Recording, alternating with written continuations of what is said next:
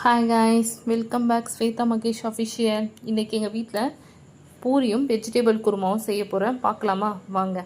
அதுக்கு கோதுமை மாவு எடுத்துருக்கேங்க. அதையும் சால்ட் போட்டு பச்சை தண்ணி ஊற்றி பிசைஞ்சு வச்சுருக்கேன். ஒரு 1/2 hour ஊறட்டும். அதுக்குள்ளே குருமா செஞ்சுக்கலாமா. அதுக்கு 2 வெங்காயம், 1 தக்காளி, 2 பச்சை மிளகாய், இஞ்சி, பூண்டு இது எல்லாத்தையும் நல்லா எண்ணெயில் வதக்கி அரைச்சி எடுத்துக்கலாங்க.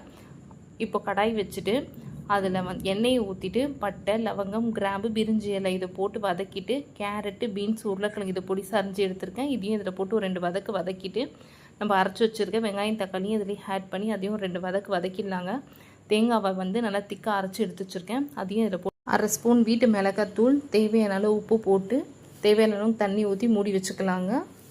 2 விசில் வச்சு எடுத்துக்கிட்டேன். இப்போ பூரிக்கு மாவு பிசு ரெடியாக இருக்குது. அதை தேய்ச்சி எடுத்துக்கிட்டேன். பூரி பார்த்திங்கன்னா நல்லா புசு புசுன்னு வந்துச்சா. இந்த வீடியோ உங்களுக்கு பிடிச்சிருந்துச்சுன்னா ஸ்வேதா மகேஷ் அஃபிஷியலை சப்ஸ்கிரைப் பண்ணுங்கள், லைக் பண்ணுங்கள். பாய்.